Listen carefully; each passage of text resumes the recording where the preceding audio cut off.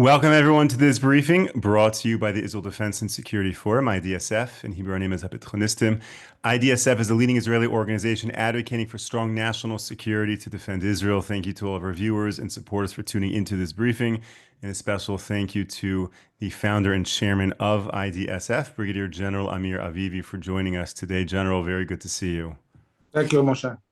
General, there's almost a daily rocket fire coming into Israel, either from the Houthis or the other day from Hamas in Gaza. What can you share with us? Well, we understand that once the Iranians pretty much lost Hezbollah capabilities, there was a ceasefire, Syria fell. Hamas, yes, has some rockets left, but not really a major capability. Iran is moving its efforts to the Houthis, trying to maintain shooting and keep Israel busy by shooting lately almost on a daily basis a ballistic missile or a drone to Israel, and Israel has retaliated strongly. We attack their seaport and airport and the energy sites, really dealing with the capability of the Houthis to re-equip with themselves from Iran.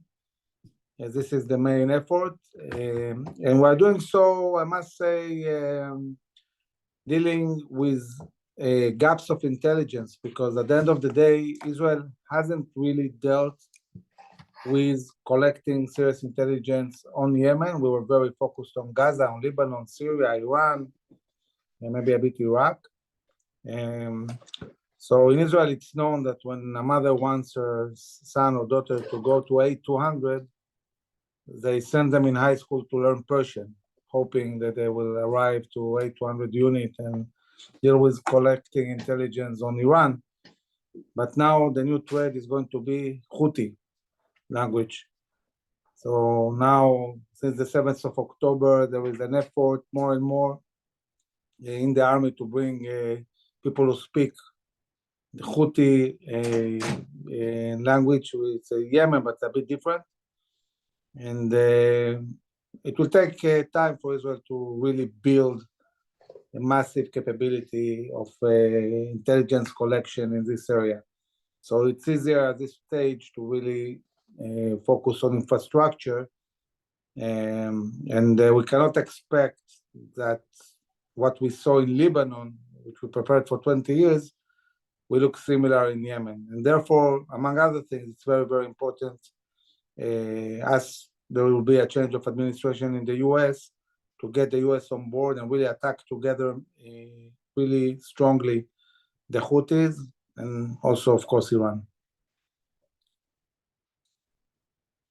Thank you, General. So you're making it seem like this war with the Houthis is really a long war, meaning Israel has been collecting intelligence on Iran for decades and on Hezbollah and Lebanon for decades in order to do what we're seeing it do right now. So does that mean the Houthi issue is we're looking at a decade of intelligence gathering until there's a mechanism to really end all of this? No, it can be a very short operation. Again, it depends also on getting the US on board. And there was a discussion in the government. Do we need to focus on Iran or the Houthis? We need to do both. But it's obvious that if we hit Iran, the head of the snake, this will also impact the Houthis. And I think that the coalition has enough intelligence to really hit strongly the Houthis, but it's not happening.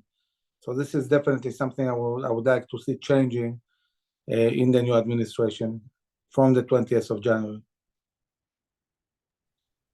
For sure. And to what extent do you think the administration in the West views the Houthis as just a nuisance for Israel, or really a strategic threat, threatening commercial trade in the seas over here in the Middle East? So this is the issue. The Houthis are a global threat, and they're undermining trade, global trade, and every single citizen in the world is affected by that. So obviously it should be an international interest to deal with them and stop their aggression in the Red Sea. They're shooting all the countries. They are undermining ships from all the countries, not necessarily a specific one.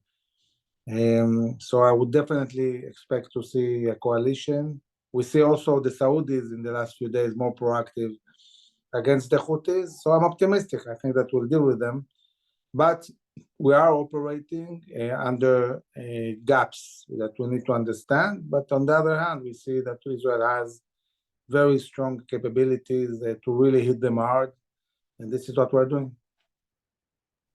And one of our viewers wrote in a question about the Saudis, so I'm glad you asked it. And just a reminder for everyone watching this briefing, send in your questions either in the Zoom chat or in YouTube. You can click on the links in the description and get us questions. We really much want to make sure these briefings are attuned to what people want to know. So speaking of the Saudis, you mentioned a little bit the Saudis coalition against Yemen. But can you elaborate a little bit on the role of the Saudis right now in this war, maybe even on broader terms? So the Saudis have been dealing with Iran and the Houthis for a very long time. Remember the big attack that Iranians launched with the Houthis against Aramco, basically destroying 50% of the production capability of oil of Saudi Arabia. Saudis have been fighting the Houthis for a very, very long time with a lot of casualties. And the moment we have a common enemy, we, the US, Britain, and this brings a reality where we can join together and really deal together as a coalition with the Houthis and eventually also with the Iranians. And this is what we really want to see. This is what Israel is pushing towards. And this is the discussion Israel is having with the upcoming administration, how to build a coalition that will deal with threats that are 2,000 kilometers from Israel, not near our borders.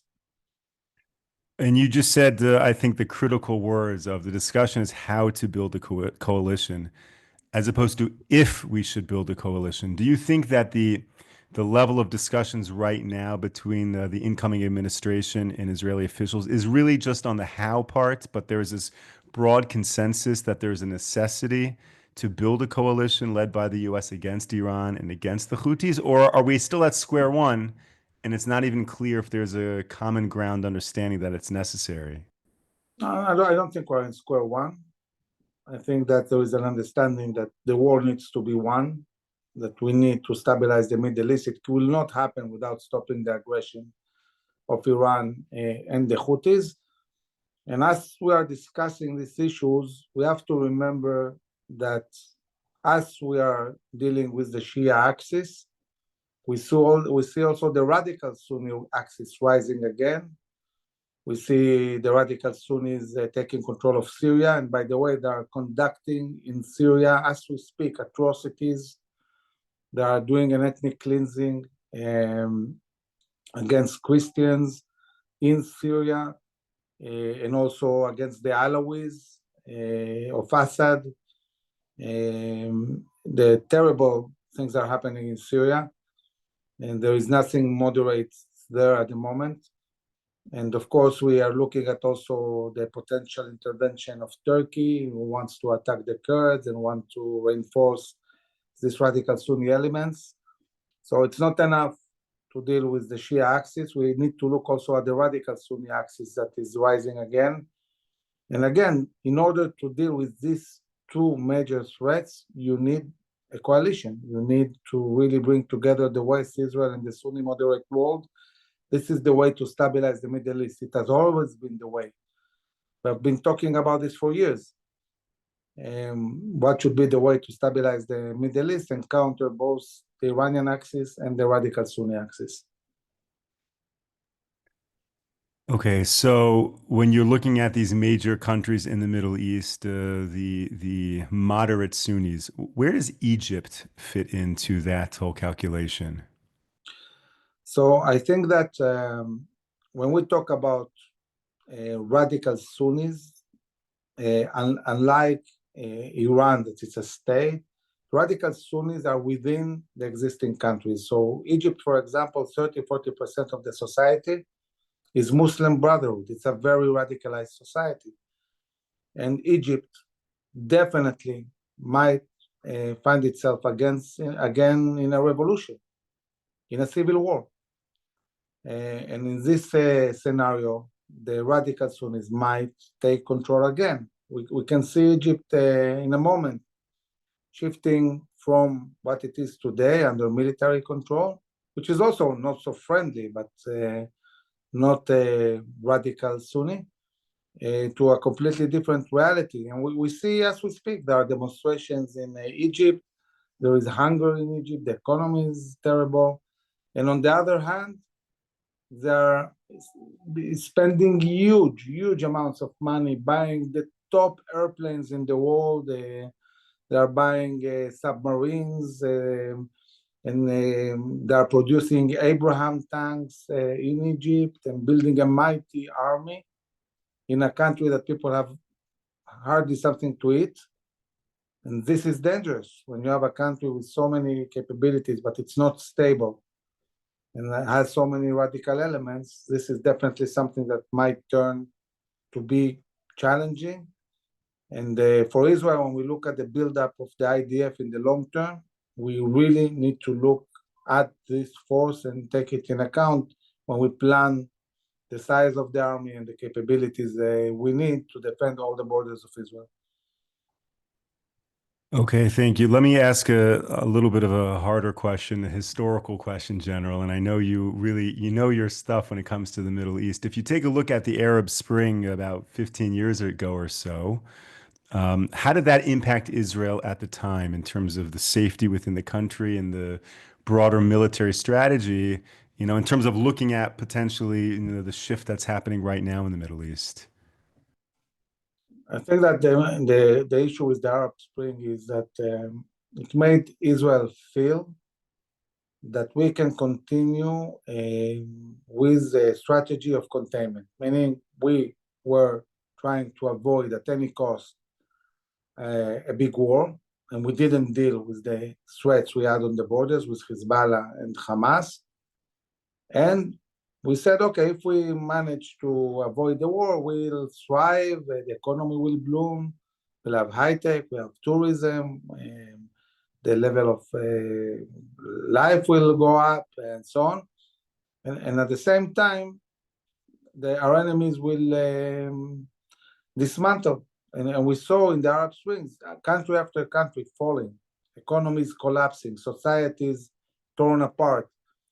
And this really created some kind of understanding that this is going to continue to work like that.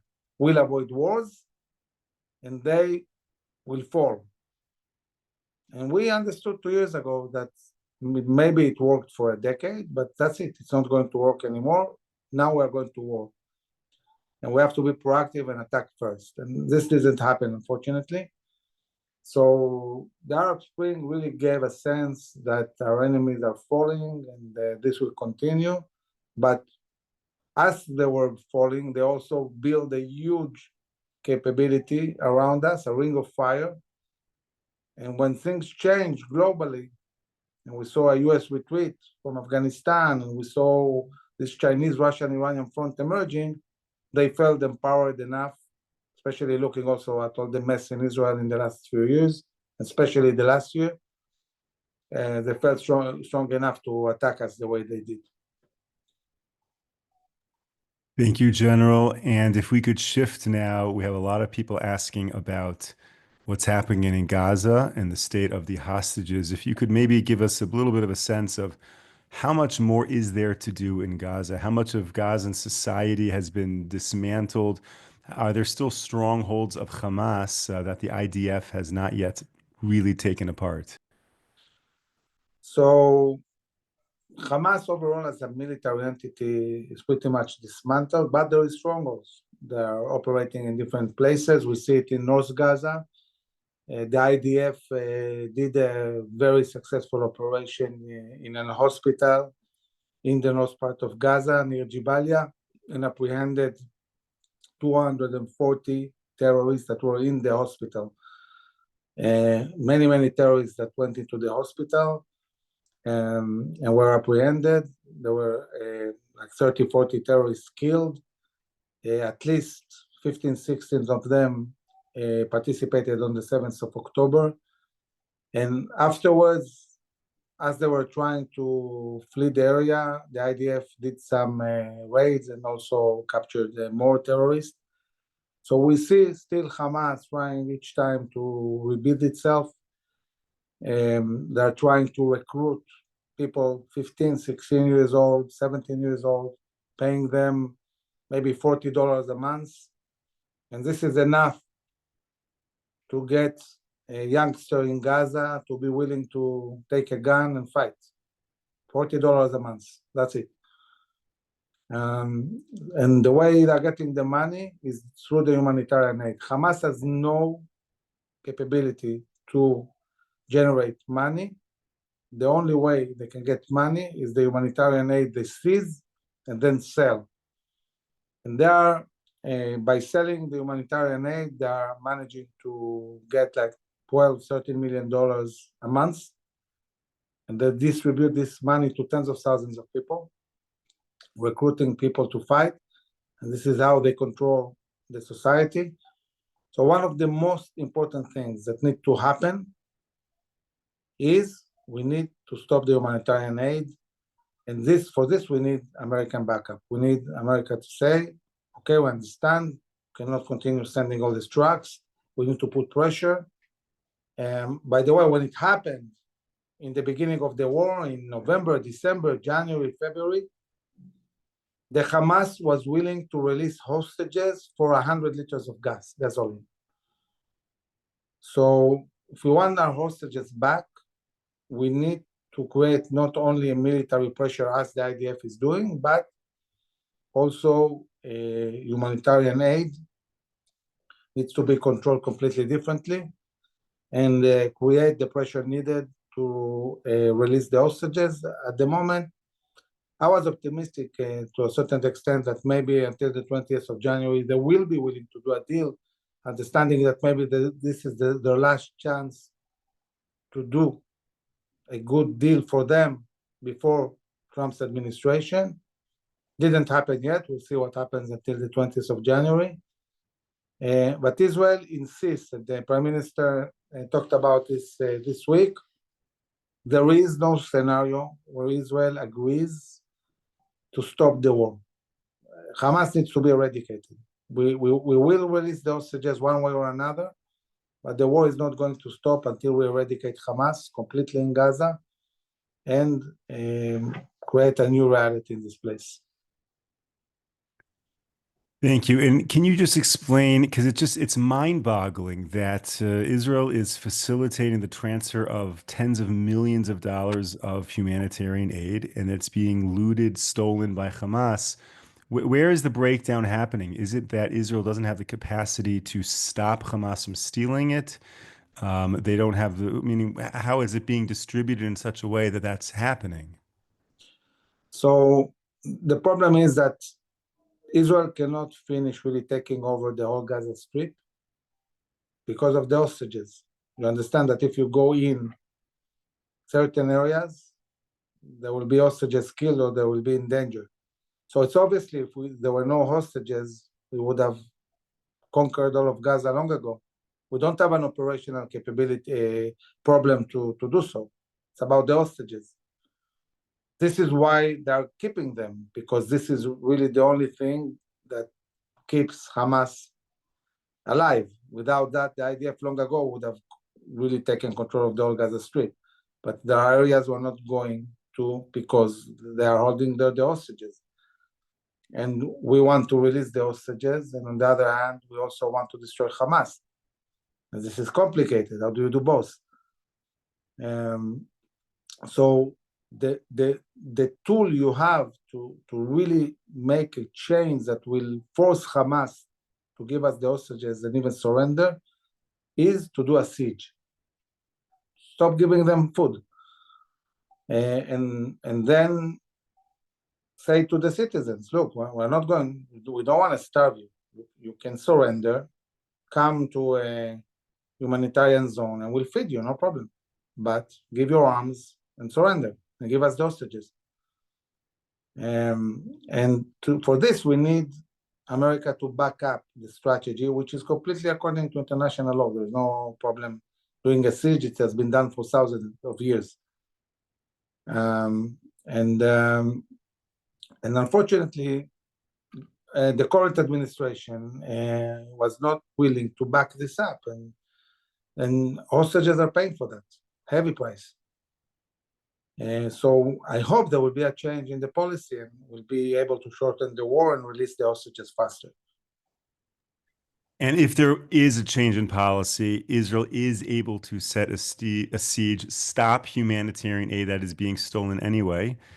Operationally, there's no issue with getting the Gazan civilian society out, meaning Hamas wouldn't hold their own people hostage. You're saying that can be maneuvered, that wouldn't be a problem at all. So I'm not saying it's not challenging, but for example, you can take the northern part of Gaza, which is a huge area that if it completely falls, Hamas is done. And say, okay, we're putting a siege on all the north. Anybody who wants to eat, no problem, go south through our, control, and control who is going south. Let the citizens get out of the north and apprehend the terrorists. And if they don't go out, they will stay in a siege until they will surrender. So you can put a siege on certain areas. You don't need to do it all over the areas, especially not the humanitarian zone with 1 million people. We need to start using this tool. And for this, we need the administration to understand that if we want to really shorten the war and get our hostages, something needs to be done. Sure. General Avivi, thank you for sharing all of this. Maybe just a few more questions. Can you share a word on Iran right now and the extent to which Israel is preparing for the next stages of this war with Iran? Yeah, so I can say that definitely looking at Israel, all the center of gravity of the army, of the planning, the military industries, everything is moving towards preparing to deal with Iran. This is the most important mission the IDF has, looking at the coming months. As we're doing so, of course, a lot of discussions with the upcoming administration and coordinations to try to get them fully on board, either fighting with us, leading the fight, or at least supporting everything we need in order to carry out a massive attack. And Iran, they're trying to move towards nuclear capabilities. They declared this week that 2025 will be the nuclear year. That they're trying to move towards these capabilities. So we don't have a lot of time. We really need to be proactive and not do the mistakes we did before the 7th of October. Be proactive and deal with this. Deal with this threat. And in Iran, unlike Yemen, we are preparing for this for decades. And I think there is a high level of readiness. And also, I think that the defense establishment is feeling strong and with a lot of experience after all this year to do what's needed to do to win the war. And in your opinion, the timing of Iran's push for a nuclear weapon and the new administration, shy of a month right now, is going to work out okay, that we're not going to find ourselves in a time crunch, either needing to act before there's a new administration in the US, or the newest administration comes into office and it takes just a lengthy amount of time to come to an understanding what needs to be done. So the message is clear. There is not a lot of time, and we don't have time to start long discussions with the Iranians. They are experts in, conducting years and years of negotiations that go nowhere. With Iran, you cannot negotiate. You need to deal with them. And therefore, it needs to happen fast, not wait. And I'm saying it again and again. A massive attack on Iran, it's not the beginning of a war. It will be the end of the war. This is not opening a long war. This is shortening the war. When we'll hit Iran, and if it's done with the US, this will stop the war. This will bring really a reality of a Middle East that is stabilized, not destabilized. And this is why it's so important. And when people look at Iran and all their nuclear assets, they talk about whether it's even possible to destroy the threat coming from Iran. And what I'm hearing from you, it's not a question of can it be done, but just a matter of the will to make it happen. Would you agree with that? They will, and how much time it will take, because if Israel needs to do it alone, it will simply take much more time, and what's more dangerous. Because if you attack, and you attack simultaneously, not only the nuclear sites, but also all the military capabilities, including the missiles, then Israel won't be in a big danger. But if Israel needs to fly again and again, that's what we're doing now in Yemen, and then get shot with ballistic missiles from Iran, and this is not a good scenario.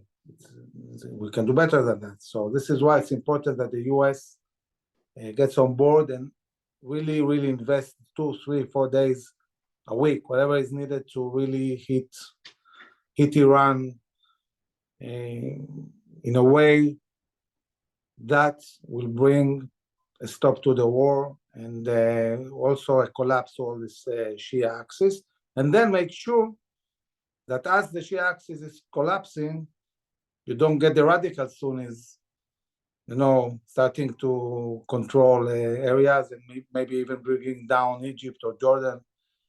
So we need to move fast with dealing with Iran, but also with building a coalition, with really building an alliance with the moderate Sunni states, with the Emirates, with Saudi Arabia, and so on, in order to stop the wave of Sunni radicalism, ISIS, Al-Qaeda, Jabhat Nusra, assisted by Qatar and Turkey. And the US needs to keep Turkey at leash, not let the Turks go crazy and think that they are going to build again the Ottoman Empire. There will be no Ottoman Empire again. Brigadier General Amir Avivi, thank you so much for sharing all of that, for joining us in this briefing, giving us your precious time and your thoughts. Thank you to all of our viewers and our supporters for tuning into this briefing. We will be back with you tomorrow, 10 a.m. Eastern Time, 5 p.m. here in Israel. Until then, stay safe, stay strong. Take care, everyone.